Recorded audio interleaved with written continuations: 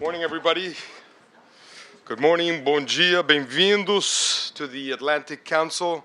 I'm Peter Schechter. I'm the director of the Adrienne Arsht Latin America Center here at the Atlantic Council.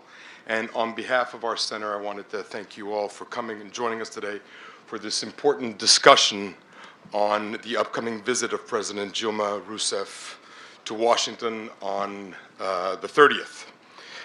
This visit is potentially a big inflection point for our relations. The two countries actually need each other's friendship, its partnership, mutual political help, and economic relations. And we're honored that Assistant Secretary Roberta Jacobson, and I want to take a minute to congratulate you on the President's very incisive decision to appoint you and nominate you as ambassador to Mexico. We're also lucky to have Benoni Belli, who's been a friend of the centers from the Brazilian embassy, a friend of our Atlantic Council and all of our efforts, and Steve Long from Intel Corporation, who's come up from Brazil. When we in Washington talk about innovation, Steve Long breathes innovation every single day. And I also want to extend a particularly warm welcome to my dear friend, Ricardo Sennes. He's the Atlantic Council's Senior Fellow on Brazil. He's the author of this great report, which we're launching today. And he's someone that Jô Soares, who is Brazil's David Letterman, called Brazil's most optimistic and most handsome economist. We are very pleased to be cooperating with the Brazil-U.S. Business Council on this event, who works to create a constructive dialogue between important and critical stakeholders in the U.S.-Brazil bilateral relationship. Thank you, Devry Bogner-Forwerk, she's the Vice President of Corporate Affairs at Cargill, and she will give closing remarks at the end of our meeting. And because we don't always have this pleasure, I particularly want to recognize, and I'm particularly delighted to have our founder here, Adrienne Arsht. Adrienne Arsht is someone whose vision has infected the center, and without whom we would never have done what we've done so far. So a great word of thanks, as always, and thanks for being here with us. Our work on Brazil at the Adrienne Arsht Latin America Center has been a priority since we began in 2013. And because this is a promising and fantastically important, but yet especially complicated relationship. The DNA of Brazil and the United States are surprisingly similar. These two profoundly Western and Atlantic countries both have roots in the pride of undoing colonial yoke and in the tragedy of slavery. We're both melting pots of culture. Our governments are both built around a constitution, around civil liberties, around a federal system that distributes power to diverse states, and we both have very strong Congresses. I'm sure some people will say too strong. And yet, for too long, we've been relegated to think that a closer relationship brings more difficulties than it brings benefits. And this worry about too much proximity has brought its share of disappointments. Neither country shies away from engagements with fundamentally dissimilar nations, so why not with each other? This visit, we think, is an opportunity for Brazil and the United States to work towards rebuilding long-term trust, but going beyond that also towards rebuilding a long-term strategic relationship. We're at a critical moment. The United States is at a strategic turning point where it's redefining its relationship with the Hemisphere. We saw this in December with a major shift in US-Cuba policy. We see this today with a new initiative towards Central America, and by supporting a hopefully still successful Pacific trade policy that includes a number of important Latin American countries. But just similarly as the United States wants this and should have it, we're also at a critical moment in Brazil's history. Brazil has undergone important social and economic developments for the last 2 decades. The first phase was in the early 1990s with the Plano Real. That was the stabilization phase. The second phase was a creative social improvement phase that brought millions out of poverty. The coming phase is going to be all about growth. Growth is key to the success of President Rousseff's term in what remains of her term in office, and it's key to her ability to move Brazil to a more competitive and agile position. Yes, both countries are at a turning point, and perhaps this time we will get beyond modest working groups and lowballed expectations. Here in the Latin America Center, we're optimistic about this new beginning for 3 reasons.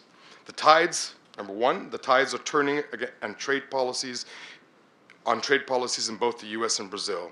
The vocal minority in both countries fears openness. There are private sector representatives, civil society groups, political leaders in both countries that prefer opting for the certitude of protection. But the new technologies, particularly the ones that compete, the ones that innovate, the ones that disrupt, they want openness and the opportunity for greater engagement. We're also seeing an increase in cooperation in research and development and a transitioning to services as the driver of new jobs and economic growth. The United States and Brazil are more engaged on issues of international importance like global warming and human rights in the hemisphere. That is why we, in partnership with our Brazil fellow, Ricardo Sennes, are launching this report that includes recommendations not only about how to improve the bilateral relationship today in 2015, but how to structure and revitalize the relationship for years to come in the future. And part of that revitalization surrounds one player that's here to speak to us today. Assistant Secretary Jacobson, your leadership and your years of service in the Bureau of Western Hemisphere's Affairs have been extraordinary. You sure have helped excite us Latin Americanists that have grown far too accustomed to being on the back burner. Since you've been there, things have been on the front burner, and it's been great. Most recently, we've watched with admiration as you've skillfully managed the negotiations in the historic US-Cuba opening. I've been personally grateful for your friendship, and our loss will be Mexico City's gain. As a member of the team who will meet the Brazilian delegation this month, your insight today into the visit and into US-Brazil relations will be invaluable. And so thank you for coming to speak to us. Thank you for working on the positive relations between our 2 countries. And so it's my real pleasure to introduce Assistant Secretary Roberta Jacobson, who will deliver the keynote address.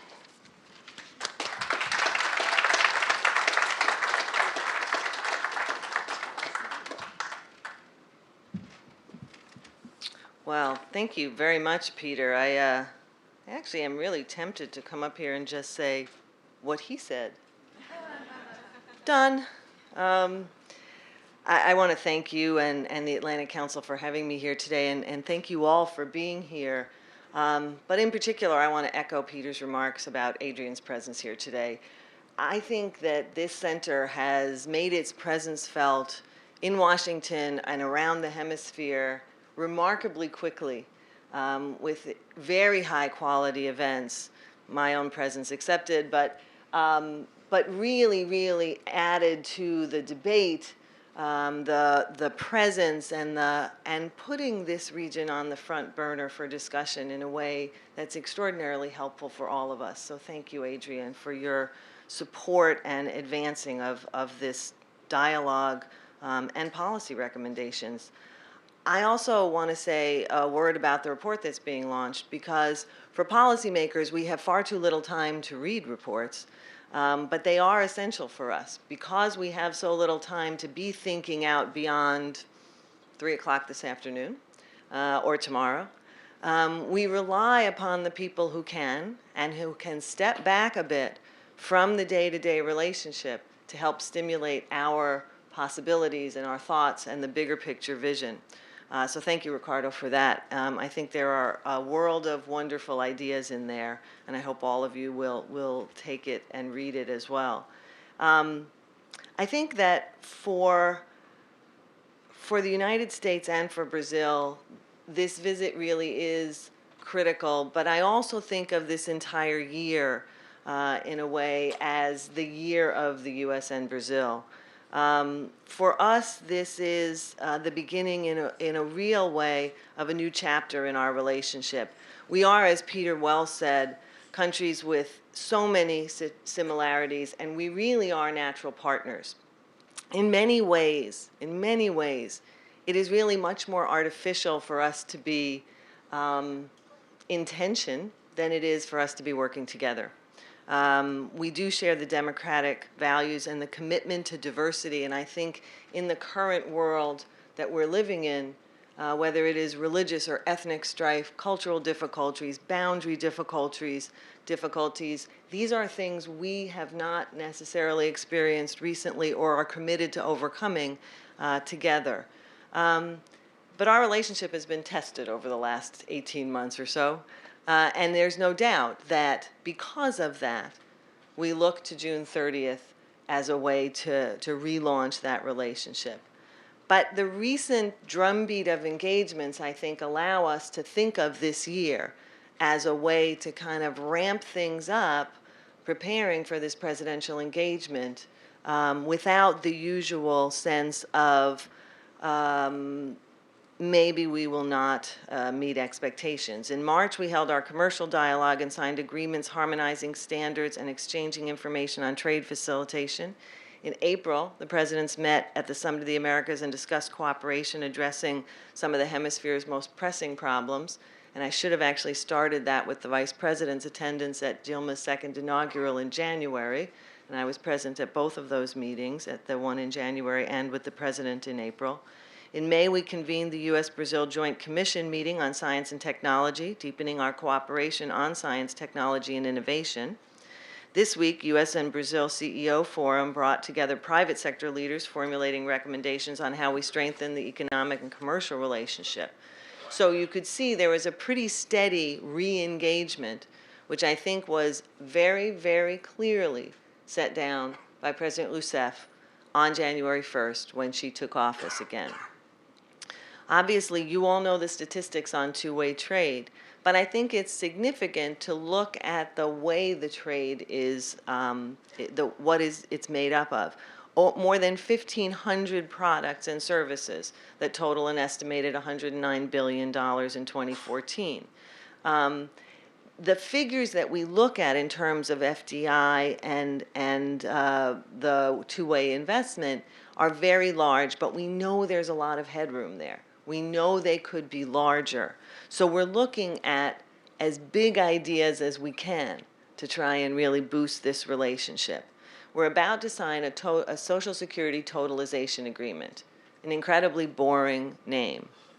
We have about 22 or 23 of these agreements. Nobody really thinks the title means very much. It's incredibly important. It eliminates dual Social Security coverage or contributions occurring when workers move from one country to another. This is really important because more and more of our folks are working in other countries. Steve can tell you that when you have workers from the United States working in Brazil or vice versa, you need to make sure that people are made whole when they retire and have their pensions, or that they aren't contributing twice. With trade and investment rapidly growing between our two countries, we estimate that this will save U.S. and Brazilian companies more than $900 million over the first 6 years. We're also working together on the Small Business Network of the Americas. In both countries, we know that despite all of our talk about the big companies, and those are critically important, small businesses are the job generators. And so we are connecting thousands of small business development centers and business incubators in the two countries. One example, just to give you a personal example of an individual, Alfredo José Carneiro de Araujo Jr. founded Stand Service, a company that supplies promotional display booths for trade shows and other events when he was 19. That business now has 16 employees and serves hundreds of clients. Nice story. But he then recognized the potential for innovative entrepreneurship to promote community change, and he organized a TEDx event in Brazil and created the first South American hub for the Sandbox network of young entrepreneurs.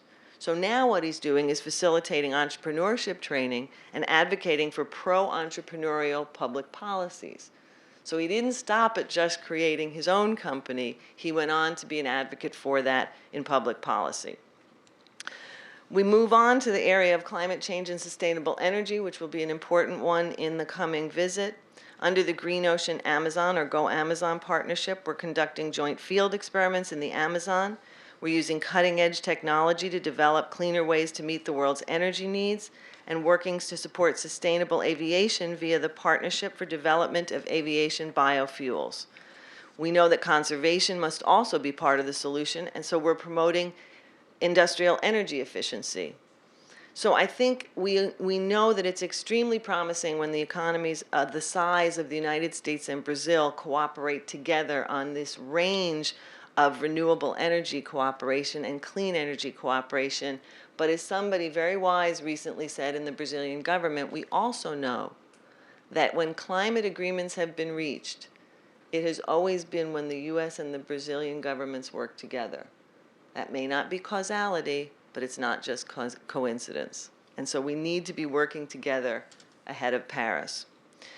And the final thing I want to mention is education, where via our 100,000 Strong in the Americas program and Brazil's Scientific Mobility program, tens of thousands of students have seized the opportunity to study in the U.S. and bring their newfound knowledge back to Brazil and vice versa.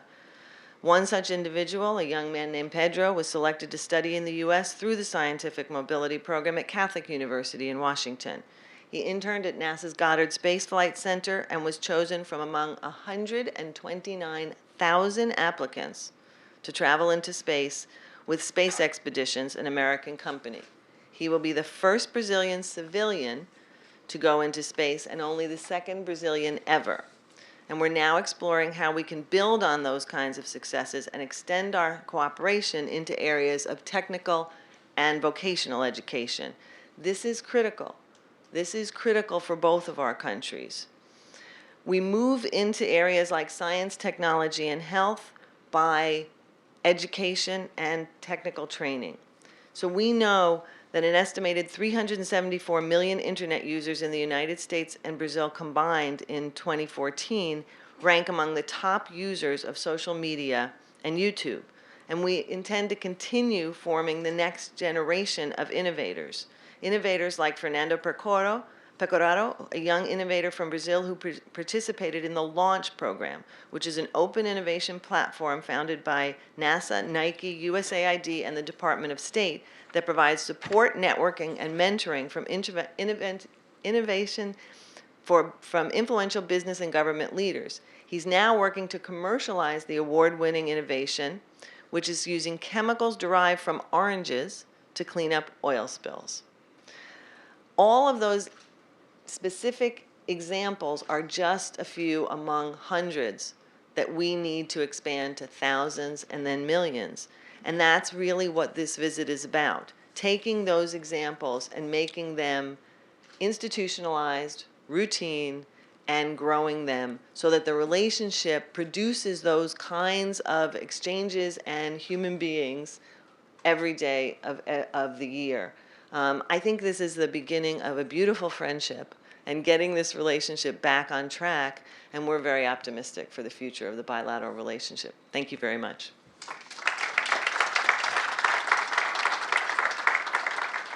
I'm going to grab my coffee. Okay.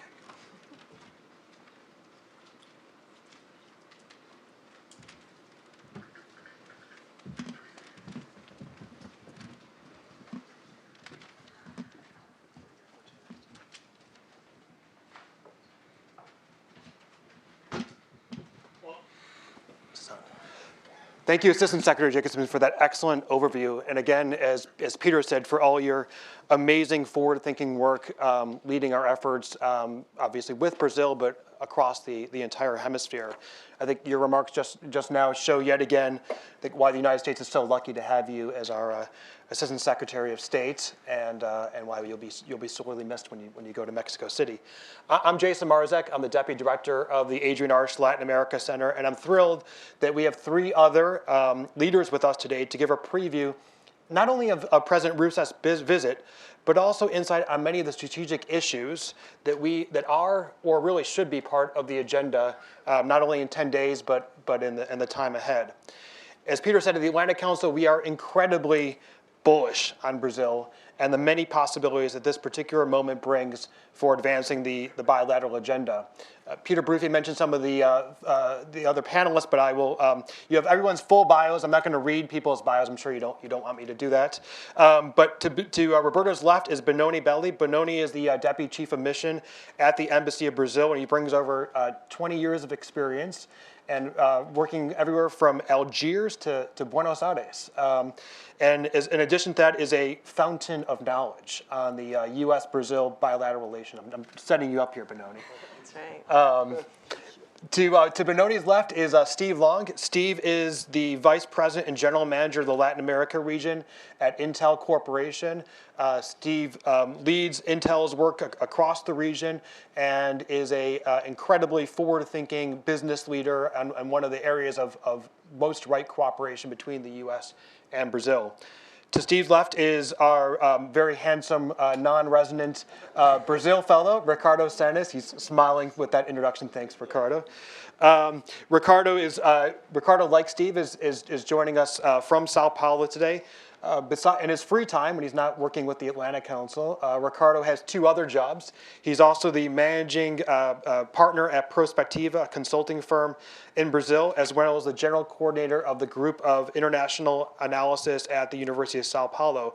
And I would say if you could give out a black belt in understanding the complexities of the U.S.-Brazil relationship and Brazilian policy overall, we would give that black belt to Ricardo.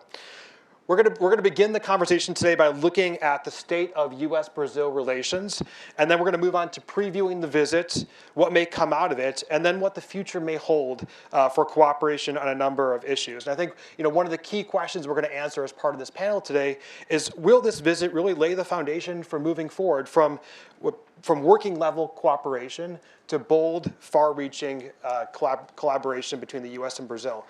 I'm going to conduct this panel in a Davos format. We're going to have as much of a free-ranging conversation as possible between the panelists, and then leave ample time in the end for questions from the audience. Again, this is public, this is on the record, and it's also being webcast. So if you have questions, please tweet your questions to @ACLATAM, and if you want to bring out your phones during the event, only for tweeting purposes, you can tweet using the hashtag #ACBrazil. And if you are feeling you're in the right spot, just think that this is the Copacabana Palace, and that the blinds close behind you. Actually, the ocean is right here behind us, right? Let's start our conversation today by looking at relations now. Roberta, there's much talk. You mentioned this a little bit in your opening remarks about this visit being a reset in relations after the Brazilian president's canceled state visit in the wake of the Snowden affair. That happened October 2013. Happened to be the month that we started the center. I think that there was no coincidence between that. But there's been a number of visits, exchanges, and working groups, as you've mentioned, that have continued as we move forward. As we head into this visit, in which areas, you mentioned a few in your opening remarks, education, science, innovation, in which areas would you say is the relationship the strongest? And in which areas is there the most opportunity to kind of further build on some of the strengths that we already have? I think in the end, people will be somewhat surprised by how many areas we are going to be able to move forward in. Maybe some of that is because things slowed down for a while, although I would make the point that they never stopped. They really didn't ever stop. There was a lot of work going on. It just wasn't at the highest levels, and it wasn't as high profile. The two countries they do too much together every day for it to stop ever. But there will be, I think, a focus on education. There will be certainly a continued focus on science and technology, health cooperation, as areas that both presidents are committed to. But I also think that there will be movement on defense cooperation as part of this visit. I think there will be a lot of discussion around, obviously, climate change and how we can work together in that area. I think that you'll see conversations about regional issues, things going on in the Hemisphere, as well as global concerns that both countries have, whether it's continued cooperation in food security in Africa or peacekeeping cooperation, where obviously Brazil has been so important in its leading role in MINUSTA in Haiti. So I think there are a lot of different areas that you'll see cooperation on, as well as some of the things that may be, prospects for new cooperation in trade. So we'll get back to some of these, drilling down on some of these different areas that we can move forward, that the visit might move forward on: defense cooperation, climate change, regional and global issues. Benoni, from your perspective, where do you see the relationship as strongest? Jason, let me start by thanking you for your nice introduction and for the invitation, especially not only you, but also Peter and Natalie. And I also knew the name and the brand Adrienne Arsht, but not the person. So it was really nice to meet the person who brought this new vision to this, the U.S.-Latin America relations. And I was reading from here the title of this event. You mentioned the new era of U.S. and Brazil relations. I think that era is too large a period of time. I don't think we need a new era. But I would like to echo what the Assistant Secretary Jacobson just said about a new chapter. And it's not the first chapter. It's not introduction. It's an additional chapter in a long book, an exciting book, about friendship. Friendship that started in the early 19th century with, as you know, the U.S. was the first country to recognize our independence. And it got strengthened during the 2 world wars, Brazil being the only country that sent troops to Europe to fight alongside the U.S. in both world wars. And it survived the upheavals of the 60s, the 70s, the last decade of the 80s, and got boosted by the new ties of trade, investment, and people-to-people contact over the last 30 years. So we are building on something that is already very solid. And I think that this visit will be a new chapter, and main areas I would divide into 3 baskets.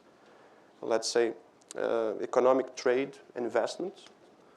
There will be a lot of deliverable in this area. Education, science, and technology, and innovation as another basket. And the third one would be about international or global issues. And I think that Assistant Secretary has already mentioned a few of more specific issues. I will save the surprises for the visit. I cannot give you a list of deliverables right now.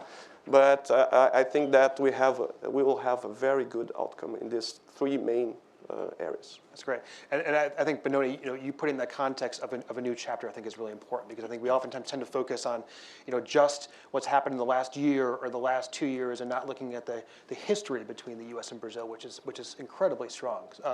That's fantastic.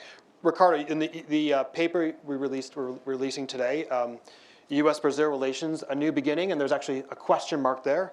How to strengthen the bilateral agenda. You mentioned a number of these issues. You mentioned issues that both Assistant Secretary Jacobson and Benoni have mentioned: investment, trade, education, technology, innovation. Give a brief. I know it's a 20-page report. I'm asking you to do it in 2 minutes. Okay. But if you could give a brief snapshot of the report and why you see these as some of the top issues. Okay. Thank you, Jason, Peter, and Nat, for the invitation again. I think Roberta said a little bit what was the case for this opportunity right now, and Benoni made a reference in terms of a new chapter. I would say that we have a chance now to have a new chapter, but for the second part of the book, not a normal chapter, a new chapter for the usual part. Why am I saying that? Because I'm trying to put this in the paper, to express this in the paper.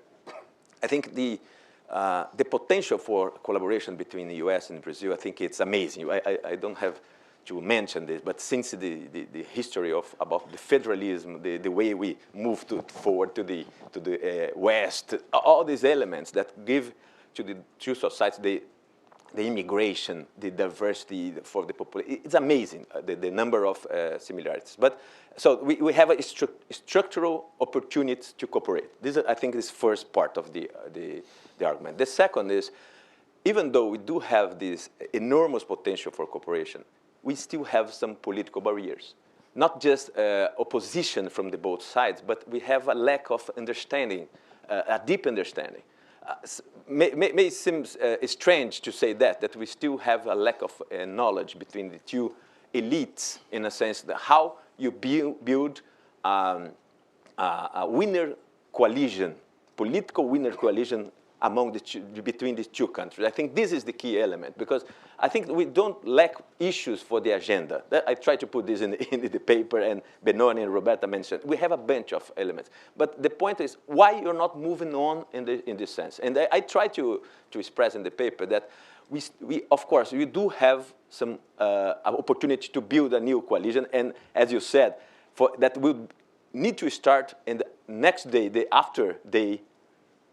after the meetings, the top level meetings. So the point is how we follow up all these preliminary agreements that we'll have next week in Washington in order to implement the potential of this agenda. And I think the key element is how we build a winner coalition in terms of continue to implement these opportunities.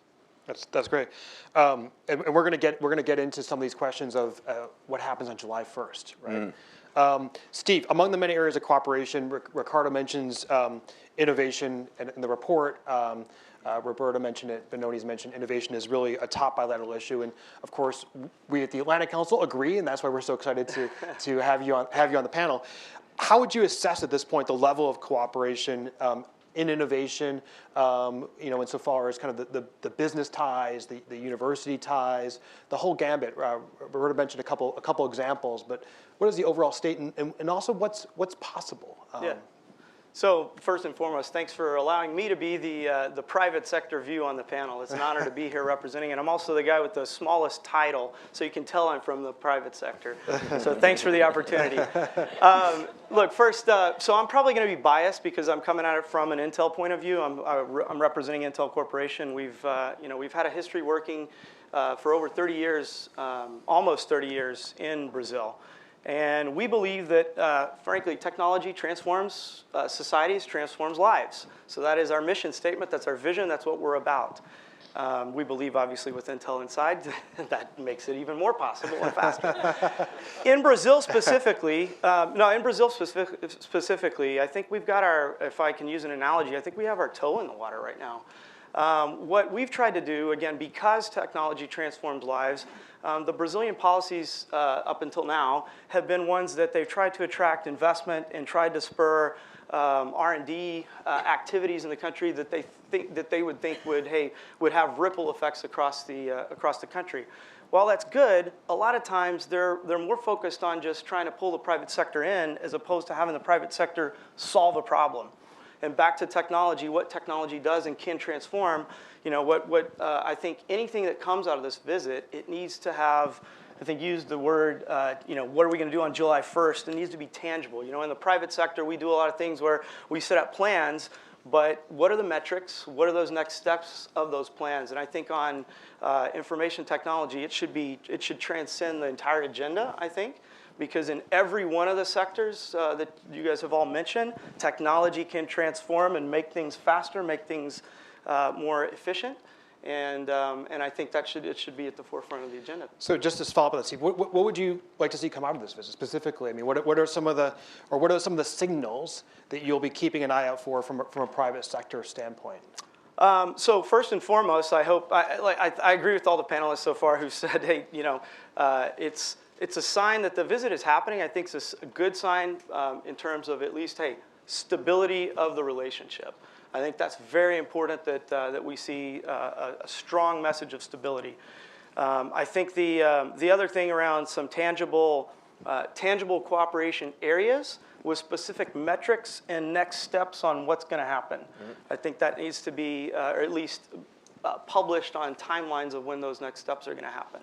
Again, I'm biased, but I think technology should be across every one of those things, allowing broader access. I mean, there should be things around, access to cheaper broadband. Building out the highways, the digital highways in Brazil. I think that's fundamental for anything that happens. Education. While Brazilian education over the last decade has improved, the average education of a Brazilian has been in the 5th grade. They're now at middle 8th grade, 9th grade, depending on your metric. Well, that's improved. I think there's still a big opportunity, and I think technology can improve in that. That's great, thanks. Assistant Secretary Jacobson, going back to, before we dive a little bit deeper into some of the specifics of the issues, could you elaborate a little bit on some of the, what specifically are some of the U.S. goals for the visit? You know, we're going to sign a bunch of agreements, and we'll talk about some of what those agreements might look like. But what really, you know, in a broader sense, what needs to be accomplished to move the relationship to the next level? Is it signing, you know, X amount of new agreements, or is there something more fundamental that needs to be accomplished as part of this visit? I think there's a couple of things. I do think that presidential visits, in and of themselves, they do two things, frankly. They are both symbolic and important as public demonstrations of a relationship and where it stands, right? And so in this particular relationship, I think a public demonstration of the relationship being healthy again between the two leaders is very important. The relationship can be incredibly busy and dynamic underneath, but if there is not an external perception that it's healthy at the top, that's a problem. And unfortunately, it hasn't been that way since the postponement of the relationship, despite the fact that I think it has been getting better for months now. I think this visit will kind of solidify that in the public mind, that this is a healthy relationship moving forward. But I also think, as bureaucrats know, that presidential meetings are action-forcing events, right? You get things done, and you move forward on things thereafter, to get at the July 1st question, because of a visit on June 30th. So the agreement that maybe you wouldn't have gotten done for another 6 months, you get done by this time. Or you know, maybe you engage at a more aggressive pace on coming to some conclusions about how you're going to work together on climate change ahead of Paris. I think, you know, in all of these areas, this visit can help us accelerate the pace of our engagement.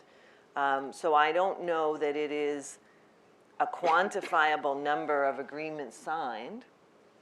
It is a reflection of the breadth of the relationship, certainly, and a reflection that kind of we're back.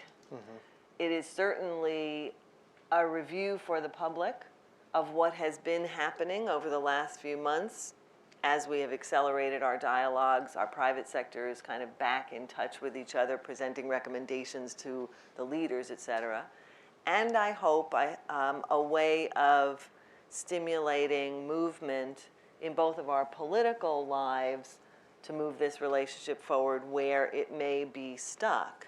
You know, there was a mention by Peter, I think, of our legislative branches, which in our both very lively and robust democracies means that each of us has to take account of what we can do with our Congresses. And we each have very engaged Congresses, which means that we have to be able to go to our legislative branches and explain why this is good for our country and you know, how we're going to be able to sell this. So presidential visits are incredibly important because they are part of the promotional pitch, if you will, to our own legislatures as to why this is in the interest of our countries to move ahead on things that may be politically risky. Yeah. So when we talk about big ideas or big movements in the relationship, I don't think we should underestimate the importance of these visits or the individual agreements or the political statements made as being critical to each leader when they then go to their legislators, their interest groups, their stakeholders, whatever you want to call them, and say, it's time to move forward on something that I realize you may not be 100% comfortable with because I have a commitment to do X. So I think it is, you know, what we're looking for out of this visit is an affirmation from both sides to move ahead quickly on some very important areas of cooperation. And the other thing is, I think, an affirmation of the two of us working together on global issues. We haven't touched on that quite as much. But with so many difficulties around the world, we need the capabilities that Brazil brings to the table and to be working with them elsewhere. And we, yeah, please go. Just add, I think, support to this idea that Roberta mentioned, in a sense that I think that I fully agree with your idea that in terms of to follow up these meetings, of course, the symbol of this meeting is very important, from both sides, but mainly from the Brazilian side, I would say. The reconnection Dilma with Obama, it's very important for the domestic sense. But this, I think, brings us to the idea that this coalition that I mentioned should include the bureaucracies, key elements in the bureaucracy in both countries, in the political side.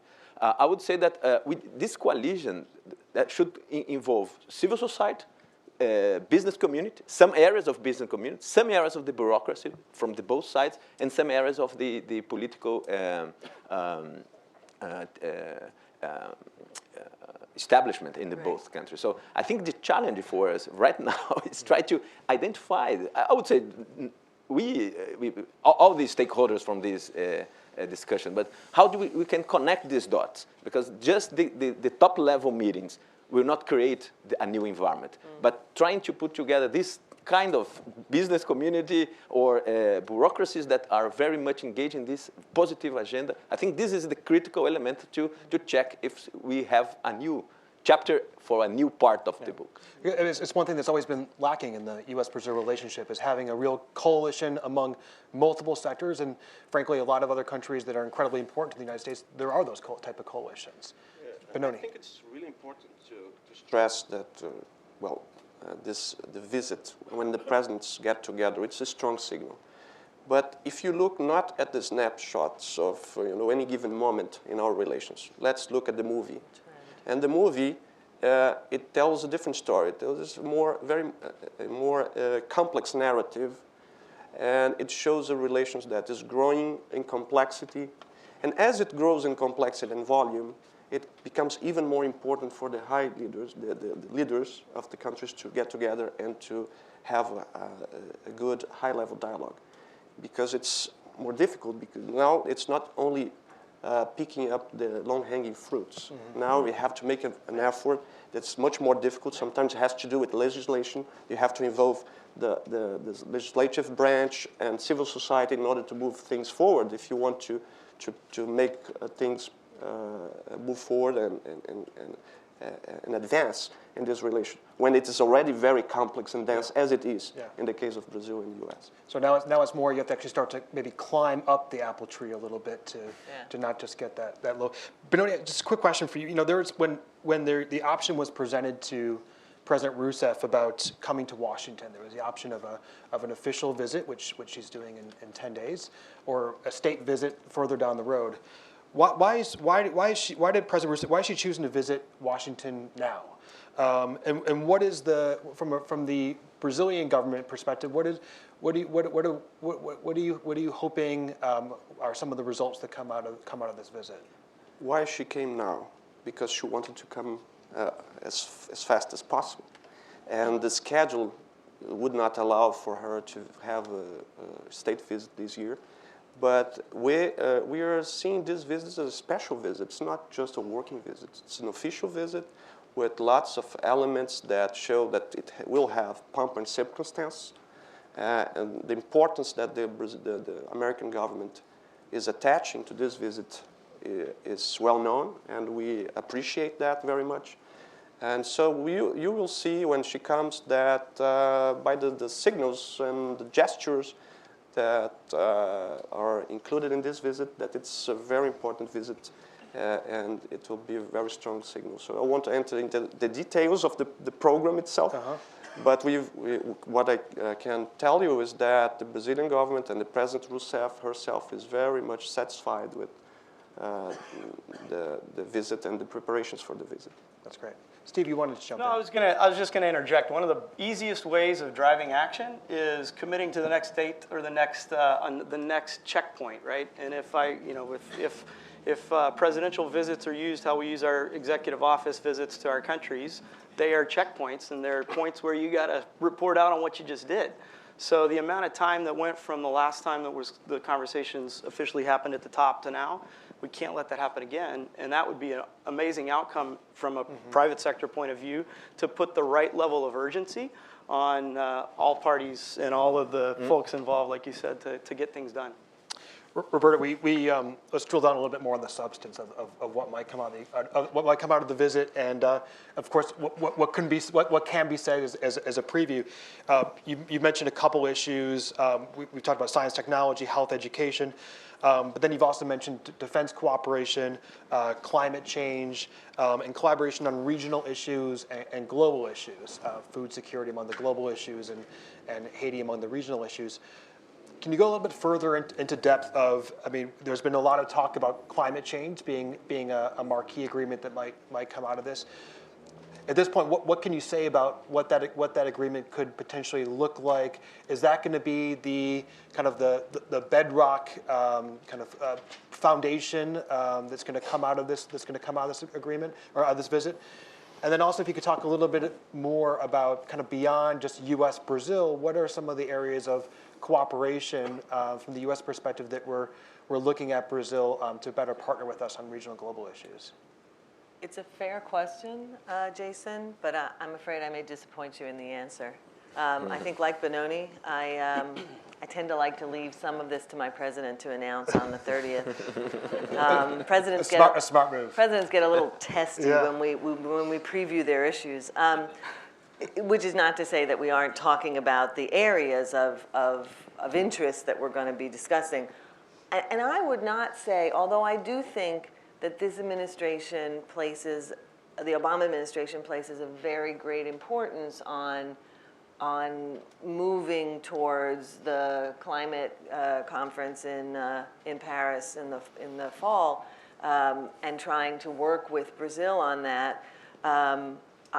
It's really hard to say that that's somehow the centerpiece of this because there's a great deal of diversity in what we're going to be talking about in this visit. So I'm loath to say there's a particular piece that's the thing, right, that we want to, that's the barometer of whether we succeed or fail. I really think that's just not the way we measure this visit. In some respects, it's more a question of, we've got 10 or 15 things, all of them very important, and in a way, it is the breadth of it that is the measure of how important. I also think that, as Benoni said, the fact that there is a part of this visit that will talk about the economic and trade relationship, which in some respects has been a difficult part of the relationship over the years, is a very important part of this visit, that there is an ability to talk about that, to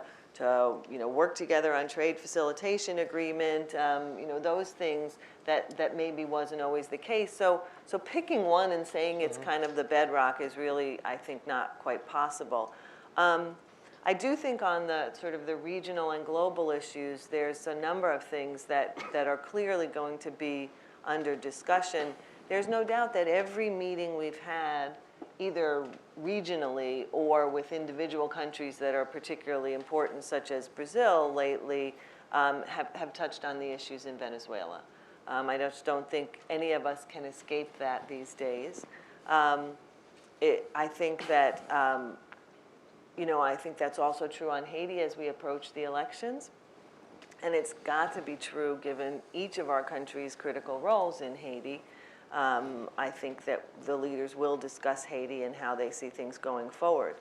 Again, I think our ability to partner with Brazil in other places, as the president looks forward to the peacekeeping summit that he will hold in the fall at the UN General Assembly, and Brazil's obviously critical role as leader of the mission in Haiti, is another area that will be discussed. one of the things we mentioned, and Ricardo mentioned in the paper, is eliminating trade barriers, and specifically talking about the service sector as well, moving beyond goods and really. One of the areas that we see is really kind of ripe for growth, not only in Brazil domestically and also U.S. Brazil is service sector. Is that I know we can't preview too much of the visit, but do you see some potential forward movement on facilitating better trade and services? I think that we, the U.S., have been in a position of being ready to talk about greater engagement on trade issues for a while now. So I think that it's certainly something of interest to us, but it's a question of taking that issue at the pace of our Brazilian colleagues. So I'm not sure that I can get into it much further than that. But Benoni? I would like just to add something about the result of the visit, or how the visit impacts the bureaucracy and looking ahead. That President Rousseff has just sent to the Congress, to the Brazilian Congress, 2 important agreements in the defense area. One of them, it's a defense cooperation agreement, a kind of framework agreement. It appears not to be that crucial from, if you're not someone who is studying the matter and the history of the relationship, but this agreement is very important. The last time we had such kind of agreement was up to 1977. It was an agreement signed in the 50s during the Cold War, and in 77 we denounced this agreement. It was a Brazilian dictatorship at the time, and since then we have not had any agreement in the defense area. Now we have an agreement that has just been sent to the Congress because of this visit, and because we think that is very important, and it was a strong signal from the Brazilian side that we want to improve our relations in defense and cooperation in this area, and moving forward also create new partnerships for our defense industries. And with regard to the global issue of climate change, it is also a priority for the Brazilian government, for President Rousseff. And this is something that we can work together to move the global agenda forward. And this is because Brazil and the US have done a lot in this area. It's not that we just announced targets and we didn't do anything, because it's really easy to announce targets. The difficult part is to comply with this. Right. And we over-complied, both the US and Brazil. So we are in a position to lead this movement. Of course, we have to respect the differences of views, but there is a lot of agreement on that. And I'm really confident that Brazil and the US, we work together to a good outcome in Paris. Benoni, there's been some signals from the Brazilian government about, Roberta, about trade facilitation, right? And that we're kind of looking at, what are the signals from our Brazilian friends on this? And there's been some signals recently about maybe some type of kind of new thinking coming from Brasilia on trade issues. Do you see a potential for moving forward on some of these, on kind of eliminating some of the trade barriers between the two countries? Our Minister of Development came to the US. It was his first visit to a foreign country in February this year. And it is really a priority for us. The United States is our second trade partner and our first destination of our manufactured goods. So it's really important for us. But I think that there is an emphasis now on trying to eliminate non-tariff barriers to the trade. With trade facilitation, there are some studies in Brazil that show that if we move fast in this area, we can increase in the short run the trade by 10% or even more than that. So it is something that will have a positive consequence in the short run.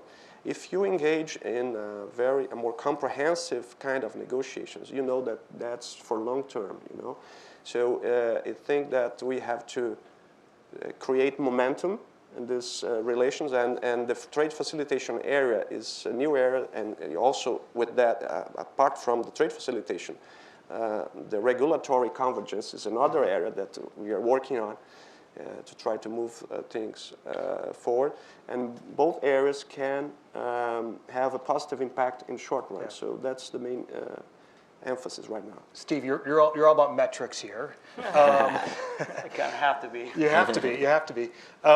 I want to ask you from your private sector perspective, business-to-business engagement, I think, is so critical for the bilateral relations. Very different from the U.S. relationship with a lot of countries, right? That oftentimes the relationship is very much at a government-to-government level, but I think in many ways the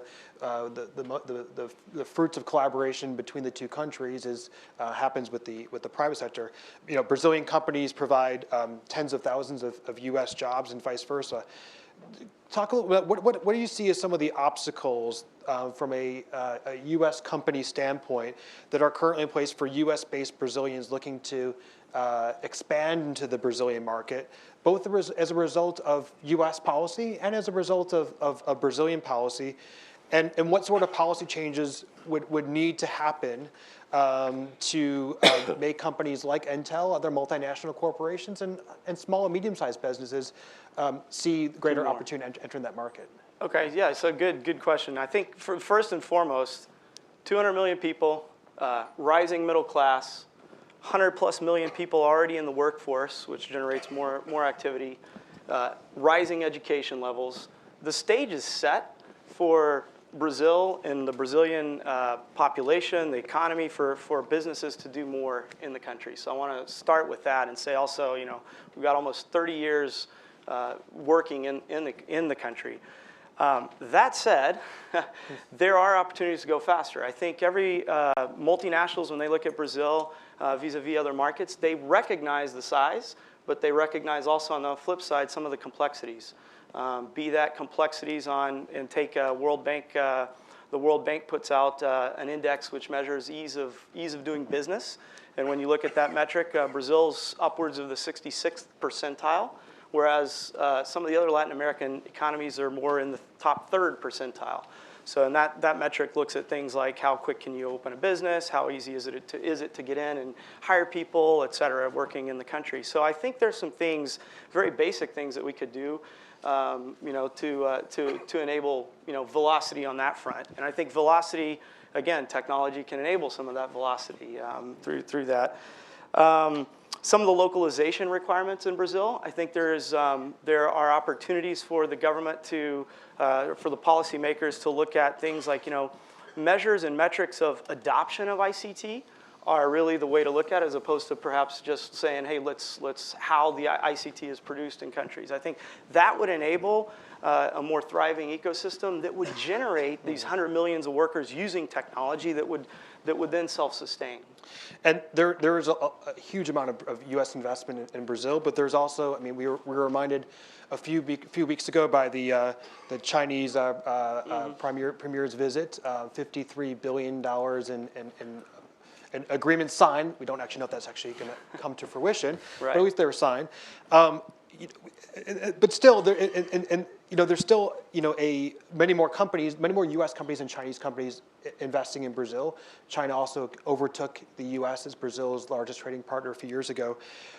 What could be imagine if more of this business was going to U.S. companies than Chinese companies. What could be done on this front to really, from a business perspective, kind of allow U.S. businesses to really be able to kind of to thrive in the Brazilian market at a time when there's increasing interest from other strong countries? That's directed That's to for me. you, yeah. Okay, so look, I don't think it's an or. It's not a China or U.S. with Brazil. It's a China and U.S. And I think that's why I think we're sitting here today, right? And hopeful, or all of us have one thing we do share, I think, is hope for what will come out of this. So I think now's the time for the U.S. to look the U.S. and Brazil need each other, right? The U.S. Those 200 million consumers, great opportunity. I think there's lots of things that Brazil can get and gain if they provide easier access and vice versa. So I hope it's an and conversation more than just, oh, what is China doing? I'd love to see similar agreements with metrics and actions below those that we can all go and make use of. Roberta, you're nodding your head yes as well. No, I agree. I think far too often the question is, what are you doing about the Chinese incursion into Latin America? This has to be an and conversation as long as everybody plays by the rules. Yep. Jason, I think there is a critical point when you ask about China and U.S. I think there are two completely different negotiations between the U.S., Brazil and China. If you take the level of discussion and the level of interaction between the U.S. and Brazil, we are 1,000 years ahead in a sense that we are dealing with China in a different perspective. We are trying to attract very basic investments for infrastructure. So it's completely different scenario. I think the challenge for Brazil and the U.S. right now is try to move this negotiation for a more sophisticated level. That means regulatory issues are the key element right now. I think tariffs are not anymore a sensitive barrier. We are talking about how we can make a convergence between the way U.S. develop technology and the Brazilian companies develop technology, how we approach biotech issues, how we will define the framework for the internet governance. So this kind of more sophisticated issues has nothing to do with the China-Brazil relations. Yeah. So that in this sense, we have an opportunity again, in a sense that we have an avenue for dealing or in converge with U.S. in this sense, and we just don't have this opportunity with China. Yeah. China, it's a completely different way. Of course, we cannot avoid to have a more close relation with China, but I would say it is not as strategic as with U.S. Mm-hmm. I'd like just to add a few ideas. I agree completely that it's not either China or the U.S. We see in Brazil international affairs more not as a zero-sum game. We're better at addition and multiplication than at subtraction and division. So we see this as that complements our foreign relations and helps us to explore new opportunities for development. With regard to the investments, I think that in this area of technology, several companies, American companies, are investing in research and development in Brazil. Apart from Intel, we have new investments in P&D and R&D by several companies that are here today: Microsoft, DuPont, GE, and several others that are investing in Brazil in this area.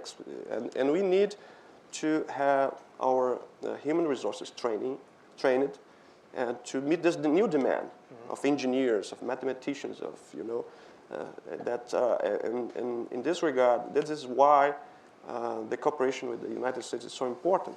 You have several universities here that are receiving Brazilian students. Over 20,000 of them have already come to the U.S. and are going back with this new baggage. Not only the knowledge itself, but also they are learning the system, how it works, how to make things happen.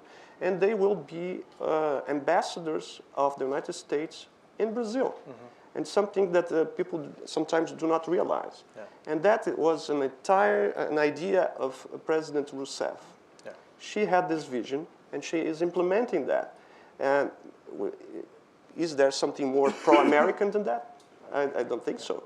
Because you are bringing back several Brazilians that will become the advocates of a stronger Brazil-U.S. relationship. That's really important. And I think, Benoni, is also important. We've been talking about the kind of business-to-business engagement more from U.S. companies investing in Brazil. But I think it's also incredibly important to point out the number of Brazilian companies that are investing in the United States as well. I mean, the numbers are often not too well known. Yes. There is a new study that will be launched next week in the preparation for the visit. It is sponsored by the Brazilian Trade and Investment Promotion Agency, Apex Brazil, and by the Brazil Industries Coalition. I believe the members of the BIC are here. And it is amazing, the findings that they have in this new report. Among other findings, I won't tell everything because it's still confidential. But I can tell just one. We're doing a lot of previewing as part of this panel today. Brazil, between 2001 and 2012, Brazil was the emerging country whose FDI flows to the US increased the most, which is impressive if you look at the emerging, who are the emerging countries, right? Of course. And nowadays, I don't know, Jason, if you like to travel, but if you are... I like to travel. Yeah. If you, I'm actually in Rio right now. So. Right. So if you like to travel, there's a good chance that you will probably fly on a Brazilian aircraft. Mm-hmm. And if you get hungry, you can order a Brazilian hamburger with Brazilian ketchup on it and drink a Brazilian beer or a Brazilian orange juice in a cup made with plastic manufactured in the US by a Brazilian petrochemical company. Wow. And after that, you're going to pay with your money in an account in a Brazilian bank in the US. Wow. So that gives you an idea that something that it would not be possible 20 years ago. And now it is. I think I have my lunch plans now all set. No, but I mean, I think there's oftentimes that lack of recognition of how important Brazilian multinationals are in the U.S. and how many jobs Brazilian multinationals provide. Exactly. In the US. There will be findings. I won't tell the numbers now, the figures, because otherwise it will spoil the event next week. Yeah. We're gonna use the last 20 minutes to take. I have plenty more questions. I'm sure you don't want to hear more of my questions, so we'll take the remainder to ask questions. For questions from the audience. And again, if you're watching via webcast, you can tweet your question to @ACLATAM. So if you have a question, raise your hand. There'll be microphones floating around. I see first question over there. If you could just identify yourself, name and organization, and keep your Hi, good morning. Concise. I'm Flávia Barbosa, correspondent of Brazilian newspaper O Globo. If we were having this conversation 5 or 10 years ago, there's and a visit and a meeting between the two presidents would be about to happen, we would certainly be discussing support for Brazil in the Security Council of the United Nations. I have this curiosity, why isn't this an issue anymore? What has changed from the Brazilian and the American perspective? Thank you. Great, thank you. I'm going to look down my panel to see. I can Ricardo, try. you want to go? Okay. Because I'm trying to take the answer of Benoni in a sense that there's two very important movements in this meeting between the two presidents. That's the defense and some elements of the global issues like environment. Why this is so important? Because from a strategic sense, we can understand this kind of agreements, preliminary agreements, as a way that these two countries are going in a direction that we will finally find a common ground, political ground between the two countries. I think this more broad political agreement between the US and Brazil still is the element that lacks to define a more concrete agenda. If we compare the Brazil-US relation with India-US relation and others, the difference is basically because these other countries do have a broad platform, political platform between them, and Brazil and US don't have. And when Benoni mentioned that this kind of elements that is more strategic in defense or global order issues, now start to have signs that we can have something in common, a common ground, I would say a broad political platform. So 10 years ago, as you said, I think the idea was a little bit different from that. Now I think we have a different time for discuss this kind of issue. And you're right, it's not a concrete element that will allow Brazil be a part of the Security Council. But there are 2 or 3 issues. I would say defense issue between Brazil and the US used to be a very complicated element. Now we have start to have a convergence. This is very important in terms of strategic political approach. Great. Other questions? I see a hand over here. Yeah, Aaron Stanley with Financial Times. Just want to preface by saying I'm a Brazil homerist 100%, but why should we be skeptical about this visit, in your opinion? I mean, we've talked a lot about what's the, what are the things we can take away, what are the things we should be looking forward to, but what reasons are there to be skeptical and think that maybe this visit might be a bit more talk than substance? Okay. Thanks, Aaron. I'm sorry, but you're not going to get that answer from me. I think I might have to I'm an inveterate optimist. That's how you stay in government for 30 years. I have an answer for you. There's no reason to be skeptical about it. There you go, Benoni. There you go, Benoni. Look, I think the biggest thing would be it would be a missed opportunity, right? If nothing tangible comes out of it, that would be the skepticism. Nothing tangible. You could argue businesses or groups that want action out of this get frustrated out of it because there isn't action. But again, given where we've come from to where it is, I think it's upside. Yeah, it seems very unlikely given the breadth of the conversation we've had today on everything from education to science, technology, to defense cooperation, to climate change, to global regional issues, and 10 other issues. But thanks, Aaron, for that dose of skepticism. I saw another question. Yes, first row over here. And then why don't we take these together? First row, and then we'll go to the last row back there. Alex Sanchez from the Council on Hemispheric Affairs. When you talk about defense and security cooperation, a couple of years ago, Brazil sold 2 kind of warplanes to the US. I think they were sent to Afghanistan. Only a couple of months ago, a US company, Centec from Brazil, signed a deal with the Brazilian Navy to try to fix the Sao Paulo carrier that has been broken for the past 4 years, give or take. I was wondering if you can talk more about any possible deals that we may see when President Rousseff comes to Washington. Thank you. Okay, so defense deals. And the question in the back row, please.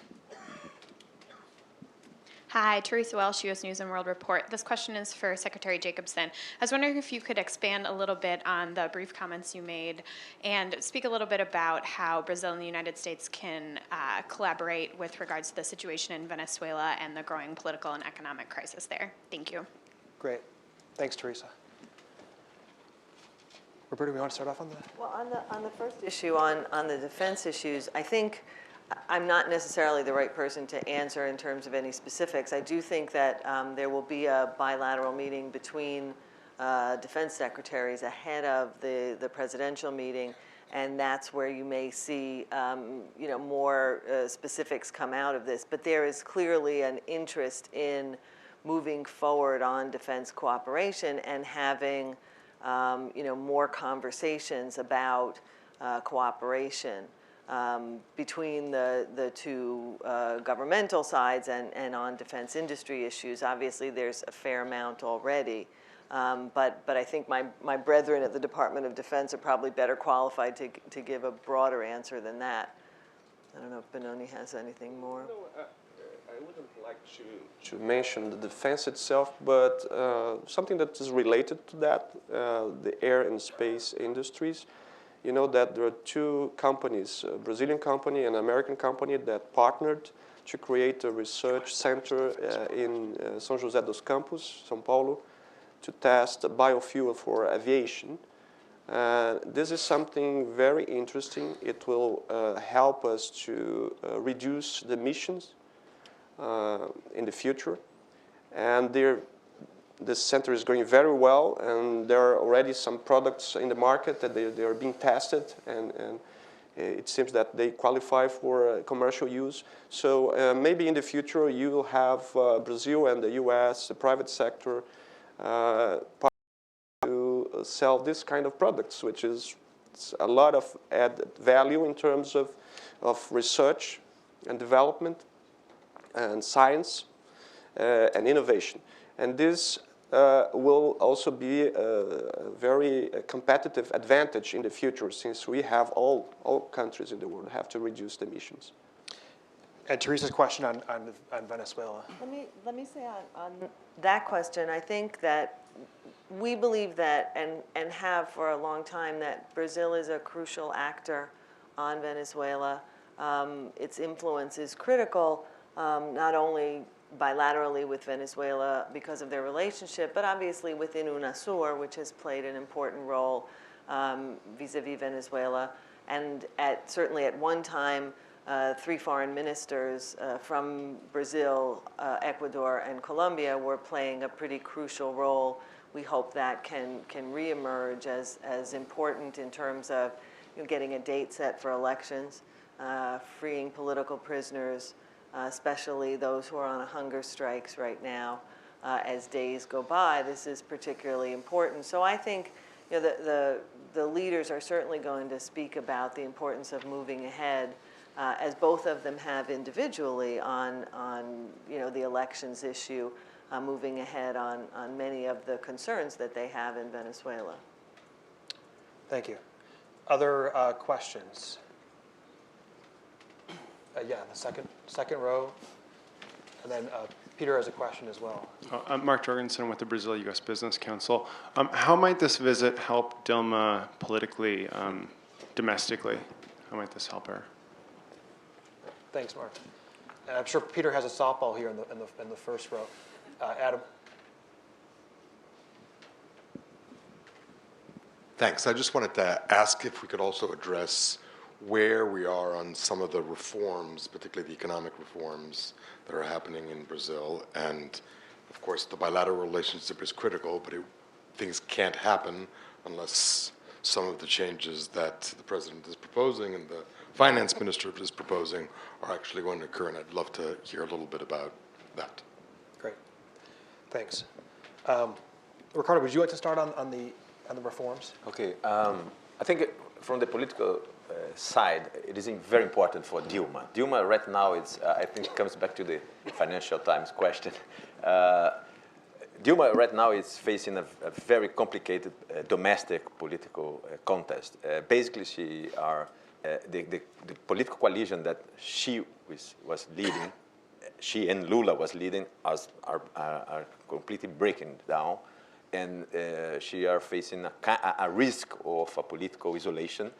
And part of this situation has to do with the emergence of opposition groups from the more right side of the political spectrum. And when Dilma, in this contest, has this meeting with U.S., she tried to recover part of the issues that used to be associated for more liberal or right-wing groups. So I think for her it's very important the timing of this meeting, in a sense that she tried to indicate for the society that, look, I'm not just a nationalist or whatever leader, but also have this kind of global engagement relation with U.S. So for her, I think it's very important. It's an opportunity for her to have an access to the media that used to, right now is very in opposition to her, to have a good agenda with the Brazilian media also. So I think for her it's very important from the political side. And Steve, would you like to address Mark's business question? Sorry. And kind of a broader kind of business engagement. Mark, do you want to? Economic reform. No, it was on economic reform, right? And how it's going to help her politically. And, yeah, again, I think the economic reform.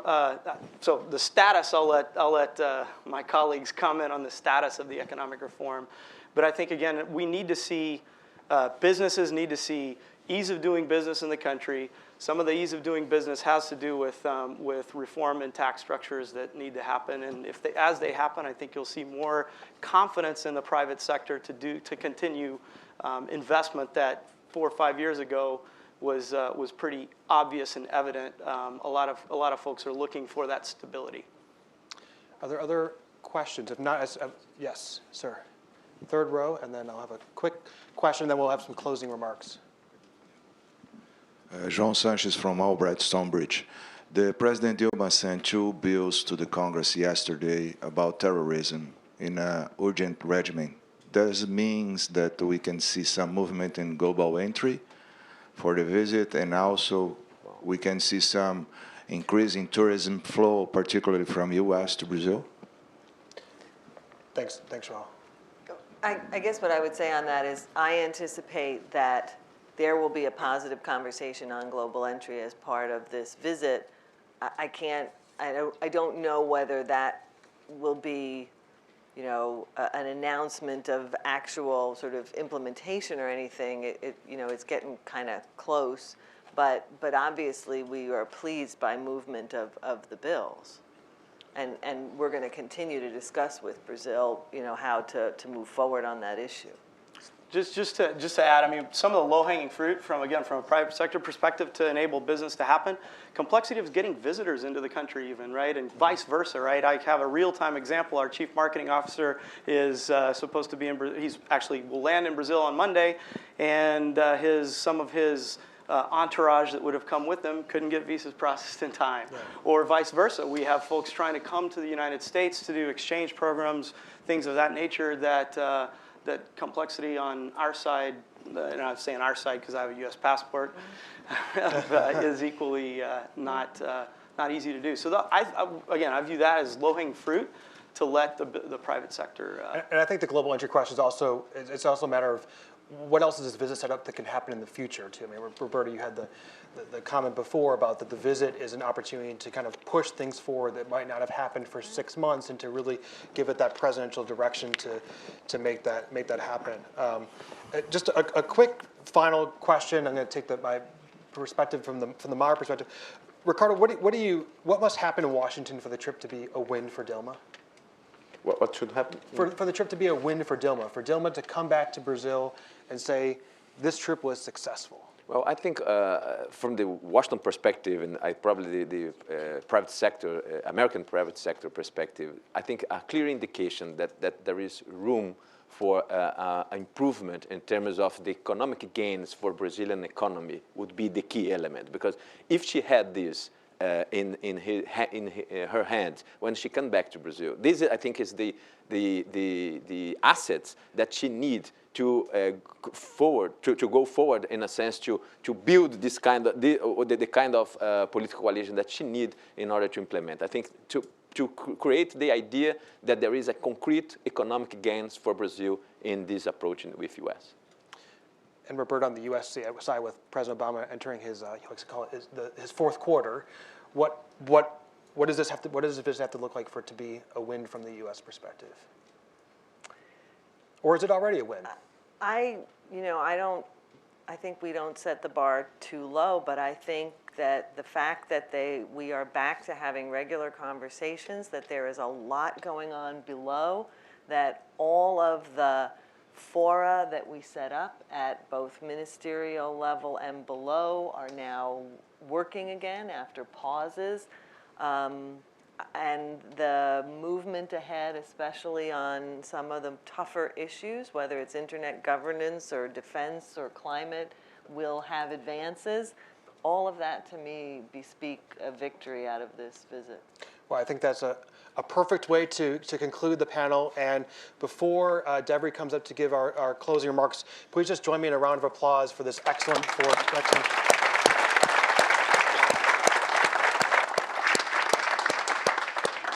And I have a great pleasure to introduce now Devery Boner-Vorwick, who is the representative from the U.S.-Brazil Business Council, our partner in this event, and our partner in multiple events that we've done on Brazil, and just a great working relationship. And Devery, as Peter mentioned at the beginning, is also vice president at Cardinal. So yes, thanks. Thank you very much. And as you can tell from my appearance, you get two for the price of one today. So I'm here representing both the Brazil-U.S. Business Council and the U.S. private sector that does business in and with Brazil, and also Cargill, who has had the honor previously of serving as chair of the Brazil-U.S. Business Council for 3 years. And what we like to say as Cargill is that we're approaching our 50/150. It's our birthday. We're 150 years old this year, and 50 years in Brazil. And so it's quite an honor for us to be here. And for the panelists and the guests alike, I like to see a lot of familiar faces out there. That was an outstanding discussion, I believe, that gave us all a glimpse into the future of the bilateral relationship and President Rousseff's visit to Washington.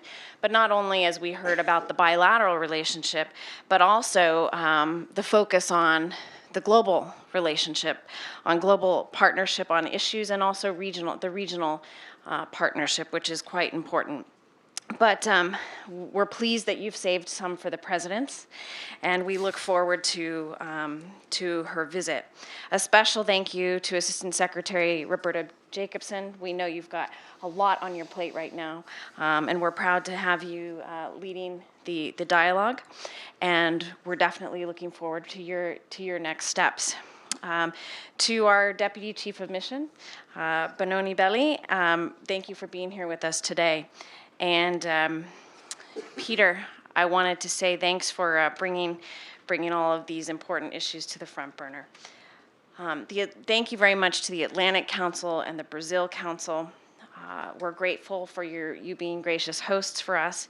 And I also want to congratulate the Arsht Center on the launch of the latest influential report that's coming out prior to the visit that will advance cooperation between our two countries. And Ricardo, a special congratulations to you for your thought leadership in advance of the visit. So this information analysis, we believe, will provide a great base for some future cooperation between our two countries and for the larger benefit of the trade discussion taking place between the two countries. Brazil and U.S. are at a pivotal moment, and the private sector plays a crucial role, we know, in helping to define a clear agenda with concrete steps. And we've remained engaged as the private sector in conjunction with our counterparts in Brazil over the last few years as the relationship has taken different twists and turns, and we're certainly hopeful for the outcomes on the commercial side of this visit. And after hearing from our distinguished guests today, it's clear that the relationship is moving forward, and our agenda is appropriately ambitious, yet still achievable and worth pursuing. So on behalf of the Brazil-U.S. Business Council and the U.S. private sector, I want to reiterate our commitment to strengthening the Brazil-U.S. relationship and to contributing to a positive agenda for President Rousseff's visit, an agenda that benefits both countries and its citizens. So it's a pleasure to be here with you this morning, and thank you again for our hosts, and have a wonderful and restful, not only day, but weekend. You've deserved it. Thank you. And I want to just thank you very much, Deborah. And before everyone leaves, I just want to again thank Adrienne Arsht for being with us today. Thank you, Adrienne, for all your vision. And I also want to thank our fantastic team led by Natalie Aljonte there and the black sweater who spearheads our Brazil work. And this event would not be possible without Natalie's vision and dedication and that of the entire fantastic Adrienne Arsht Latin America Center team. And if you haven't received your copy yet of the report, it's out there. It's also going to be interactive online and will be launched online next hour or so. So thank you again, and thank you to our panelists.